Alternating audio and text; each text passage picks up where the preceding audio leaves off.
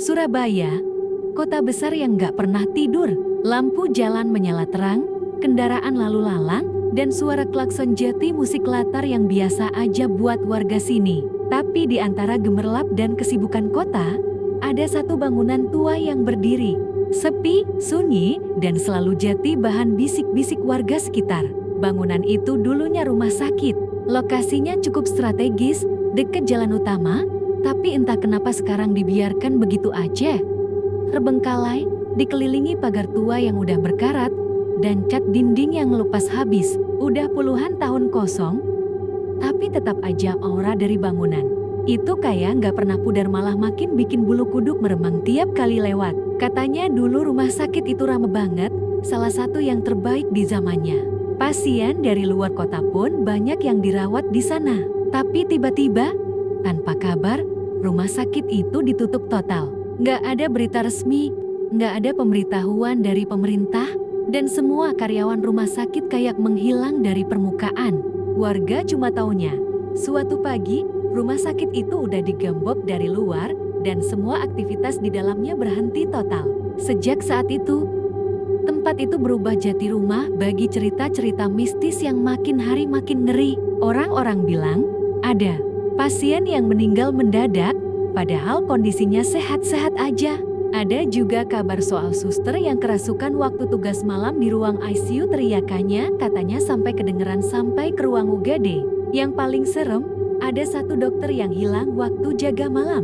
Dia masuk ruang operasi, tapi nggak pernah keluar lagi. Dicari ke seluruh ruangan, CCTV diperiksa, tapi hasilnya nihil. Seolah-olah dia lenyap di telan bangunan itu. Sejak kejadian itu, rumah sakit langsung ditutup. Beberapa bilang karena alasan keamanan, tapi banyak yang percaya tempat itu sudah diambil oleh sesuatu yang nggak bisa dijelasin logika. Waktu berlalu, cerita-cerita itu makin dilupakan. Tapi buat orang-orang yang suka hal-hal berbau mistis, tempat kayak gitu justru jadi destinasi menarik. Salah satunya Aldi, cowok umur 20-an yang hobi bikin konten horor di YouTube. Dia punya channel lumayan berkembang dan sering ngadain eksperimen horor bareng teman-temannya, Dimas dan Rian. Suatu malam, mereka nemuin video lama di internet tentang rumah sakit angker itu. Komennya banyak yang bilang serem dan enggak sedikit yang ngaku pernah ngalamin kejadian aneh di sana. Mereka pun sepakat buat bikin konten eksplorasi di situ. Sebelumnya mereka sempat riset kecil-kecilan dan dapat informasi dari kenalan yang pernah kerja sebagai tukang parkir di sekitar sana. Katanya, di bagian belakang bangunan ada satu pintu darurat yang gak dikunci, tapi engselnya karatan. Kalau mau masuk, harus pakai besi panjang buat neken gagangnya dari dalam. Niat awalnya sih cuma explore sambil bikin konten horor iseng, tapi malam itu, ternyata mereka masuk ke tempat yang jauh lebih gelap dari yang mereka bayangkan. Malam itu sekitar jam 10:30, mereka sampai di lokasi. Suasana udah sepi banget. Jalanan belakang rumah sakit udah gelap, cuma ada 1-2 lampu jalan yang masih nyala tapi berkedip-kedip. Udara juga tiba-tiba jadi dingin, padahal cuaca Surabaya biasanya gerah. Dimas turun duluan dari motor, bawa besi panjang yang udah disiapin buat buka pintu belakang. Aldi dan Rian ngikutin dari belakang sambil nyiapin kamera IP buat dokumentasi. Dan bener aja, sesuai info, pintu belakang bisa dibuka setelah diketok dan ditekan beberapa kali. Suaranya berderit pelan dan langsung disambut bau aneh yang keluar dari dalam bangunan. Pas mereka masuk, semuanya langsung hening. Langkah kaki mereka di lantai keramik yang berdebu terdengar jelas, kayak masuk ke ruangan hampa suara. Senter Aldi nyorot ke dinding, kelihatan kat yang udah terkelupas parah, dan beberapa bercak hitam yang gak jelas itu bekas apa.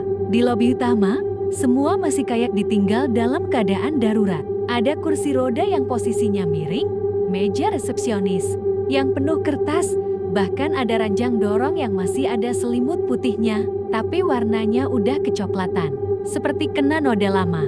Rian sempat bisik pelan, "Ai, ini beneran kayak film horor sih." Dimas cuma ketawa kecil, pura-pura berani, tapi kelihatan banget dia juga tegang. Yang paling bikin mereka bertiga langsung merinding adalah waktu senter Aldi nyorot ke arah tangga menuju lantai 2. Di situ, Ada jejak kaki kecil berwarna merah. Bentuknya jelas banget. Telapak kaki anak kecil, jejaknya masih baru, basah, dan arahnya naik ke atas. Aldi sempat tim. Dia natap dua temennya. Rian langsung geleng-geleng. Tapi Dimas yang paling nekat. Malah naik duluan sambil bilang, "Gak usah takut lah, paling cuma bercak-cat. Atau ada tikus injek sesuatu." Tapi kenyataannya beda. Makin mereka naik, makin berasa tekanan di dada. Udara Jati lebih berat, nafas makin susah. Suara langkah mereka pun kayak diserap dinding. Gak ada gema, gak ada suara lain. Cuma satu titik aneh di tengah tangga yang bikin Rian tiba-tiba berhenti dan bilang, "Lo denger nggak?" Aldi dan Dimas saling lihat. Mereka pasang telinga. Awalnya gak kedengeran apa-apa. Sampai akhirnya suara pelan kayak bisikan mulai muncul. Gak jelas ngomong apa, tapi nadanya kayak nyanyi lagu Nin Bobo. Suaranya lirih banget, tapi cukup bikin kepala merinding. Rian langsung minta balik. "Udah, kita pulang aja. Ini bukan tempat mainan." Tapi Aldi yang keras kepala karena udah kebayang view dan like di YouTube maksa mereka terus jalan. Dia bilang, "Kita cuma keliling bentar, gak usah lama-lama. Abis ini balik." Dan itu jadi keputusan paling buruk yang pernah mereka ambil. Tangga menuju lantai 2 udah makin sempit, dan bau obat-obatan yang nyengat mulai berubah jadi bau anyir, kayak bau besi bercampur darah yang udah lama kering. Dimas masih paling depan, pegang senter sambil terus merekam dengan HP. Aldi dan Rian di belakangnya, jalannya pelan-pelan sambil saling merhatiin sekitar. Tapi yang paling bikin mereka makin gelisah, suara bisikan yang tadi sempat muncul, sekarang terdengar makin jelas. Bukan satu suara, tapi kayak banyak bisikan dari kanan, kiri, atas, dan bahkan dari balik dinding. Begitu sampai di lantai 2, mereka langsung disambut oleh lorong panjang, gelap, dan lembab. Lampu-lampu neon di atas udah nggak ada yang nyala. Dindingnya lembab, jamuran, dan di beberapa tempat terlihat bercak merah yang nempel kayak bekas tangan. Udara di lorong itu beda, dinginnya nggak wajar, sampai ke tulang. Dimas sempat bercanda kecil, lorong ini kayak pintu masuk ke dunia lain. Nggak ada yang ketawa. Semua udah ngerasa nggak enak. Mereka mutusin buat coba buka satu-satu ruang perawatan yang ada di sepanjang lorong. Pintu pertama, kosong. Ada ranjang tua, lemari obat yang udah lapuk, dan sebuah boneka bayi yang tergeletak di pojokan ruangan. Nggak ada suara, nggak ada gerakan. Tapi anehnya, pas mereka keluar lagi, posisi pintu yang sebelumnya kebuka sekarang udah nutup sendiri, tanpa suara. Aldi coba naikkan gagangnya, tapi udah nggak bisa dibuka lagi, kayak terkunci dari dalam. Mereka diem sesaat. Rian mulai gelisah dan nyaranin buat langsung cabut. Tapi Aldi tetap maksa lanjut. Mereka buka ruangan kedua. Kali ini lebih aneh lagi. Di dalamnya kosong, tapi lantainya penuh jejak kaki. Bukan cuma satu atau dua, tapi banyak banget, bertumpuk-tumpuk. Ada yang gede, ada yang kecil. Semuanya mengarah ke satu titik, dinding sebelah kanan ruangan. Dimas nyorot pakai senter dan mereka bertiga sama-sama kaget. Di dinding itu ada tulisan besar warna merah, "Kembalikan dia." Tulisannya kayak ditulis pakai tangan. Catnya masih basah dan netes ke lantai. Rian langsung ngomong, "Udah cukup, gue nggak kuat. Ini bukan tempat buat mainan, deal." Tapi sebelum mereka bisa keluar dari ruangan, senter Dimas tiba-tiba padam. Langsung gelap total. Aldi buru-buru nyalain senternya, tapi baru hidup sebentar, langsung mati juga. Tinggal senter Rian yang masih nyala, tapi redup, terus berkedip. Dan di detik-detik itulah, mereka semua lihat sesuatu di ujung lorong. Seseorang berdiri diam. Jelas banget bentuknya perempuan. Tingginya sekitar 170 cm, pakai seragam suster zaman dulu, tapi warnanya aneh merah terang dari atas sampai bawah. Bajunya panjang, sobek-sobek di ujung. Di kepalanya ada topi kecil, khas perawat lama. Tapi yang bikin darah mereka langsung beku. Mukanya putih polos tanpa mata, tanpa mulut, cuma kulit rata yang kencang kayak topeng lilin. Sosok itu berdiri, mematung, sambil bawa satu alat suntik besar di tangannya. Tangannya gemetar pelan. Tapi yang lebih ngeri, dia tiba-tiba mulai jalan. Pelan, tapi setiap langkahnya bunyi keras. Klak, klak, klak. Seolah sepatunya berat banget. Lorong itu panjang, tapi langkah-langkah itu terdengar jelas. Semakin dekat dan semakin cepat. Mereka bertiga langsung lari. Tapi setiap belokan lorong, semuanya berubah. Ruangan yang tadinya terbuka jadi tertutup. Tangga yang tadi mereka lewatin sekarang hilang. Mereka terjebak di lantai 2 dan suara langkah itu terus mengejar. Gak cuma itu, dari dinding-dinding muncul suara jeritan kayak ada pasien kesakitan. Teriakan itu menyatu dengan suara tangis anak kecil yang entah dari mana asalnya. Mereka akhirnya nemuin satu pintu besi, entah itu ruang apa. Yang penting bisa sembunyi. Dimas dorong pintu itu sekuat tenaga dan berhasil masuk. Begitu di dalam, mereka ngunci pintu dan duduk di lantai. Napas mereka ngos-ngosan, tangan gemetar, baju basah karena keringat dingin. Tapi saat mereka nyalain senter terakhir milik Rian, mereka sadar.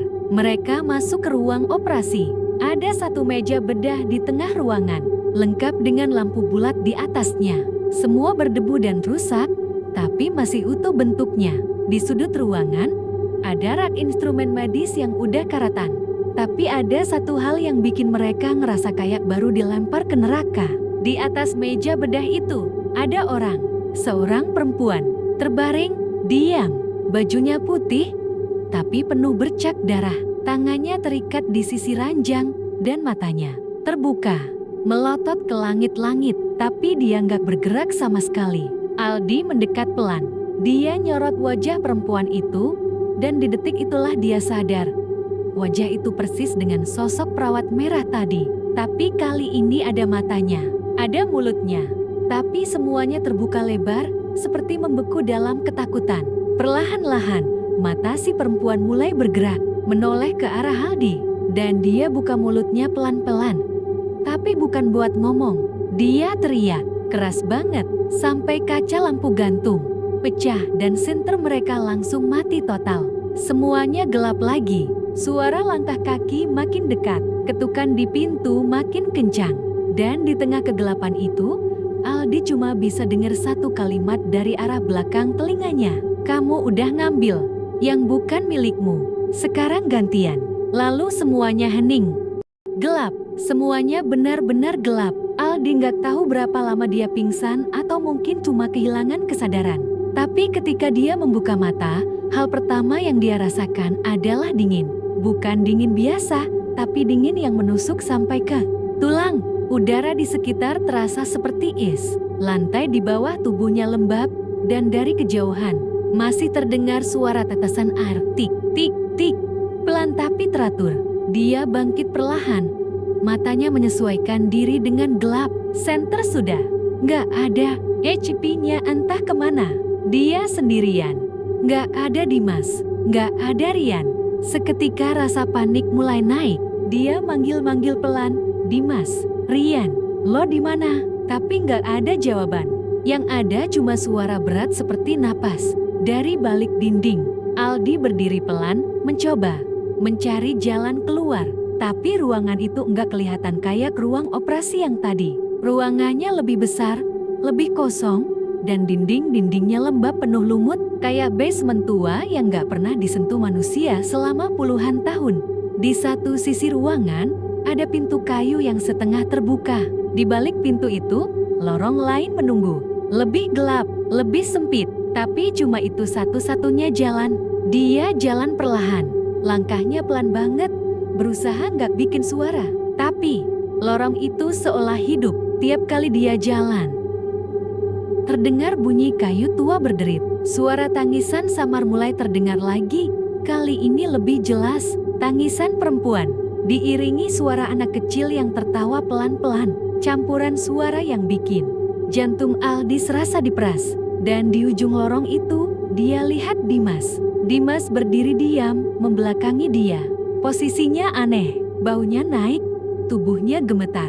Aldi lari kecil, lega karena akhirnya nemu salah satu temannya. Tapi begitu dia sampai di belakang Dimas dan narik bahunya, Dimas pelan-pelan menoleh. Dan wajah yang dia lihat bukan wajah manusia. Kulitnya putih seperti kapur, matanya kosong, hitam tanpa bola mata, bibirnya robek sampai ke pipi, dan dari mulutnya keluar suara pelan yang bukan suara Dimas. Suara perempuan, "Kamu nggak bisa pulang."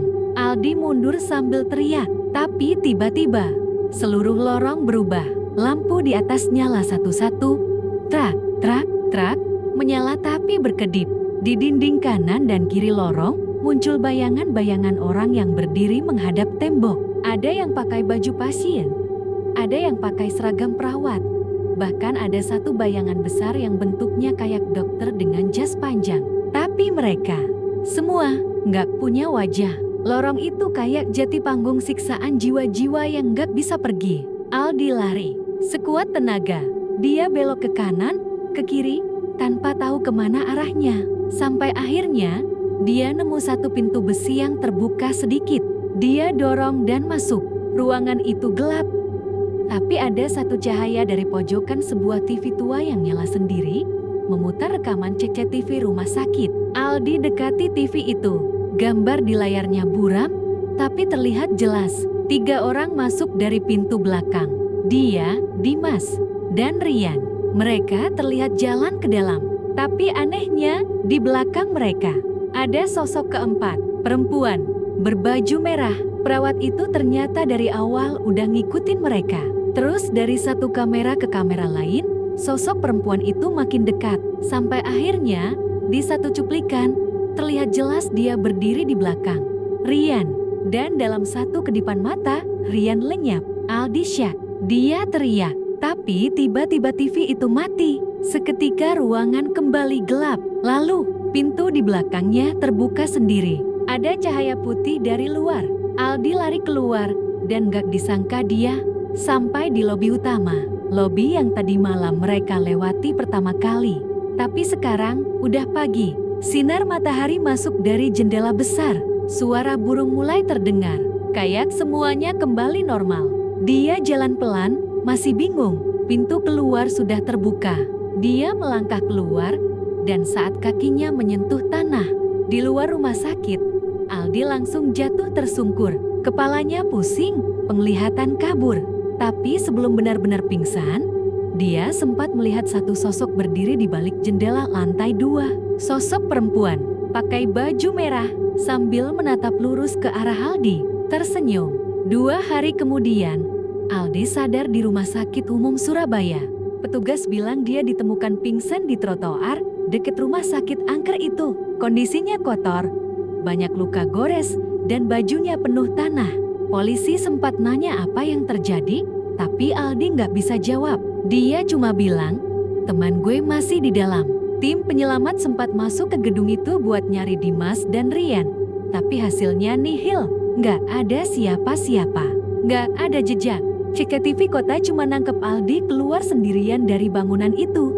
2 lainnya kayak nggak pernah masuk sama sekali. Sejak kejadian itu, rumah sakit itu ditutup makin rapat. Warga sekitar bahkan pasang tulisan di pagar depan. Dilarang masuk. Tempat ini bukan untuk manusia. Tapi entah kenapa, tiap malam Jumat Kliwon, warga sekitar masih sering dengar suara aneh dari dalam bangunan itu. Suara dorongan ranjang besi, langkah kaki, dan kadang suara tawa pelan seperti anak kecil. Dan kalau ada yang nekat lihat ke lantai 2, mereka bakal lihat ada sosok perempuan berdiri di jendela, mengenakan seragam merah, menunggu, mencari seseorang baru untuk digantikan.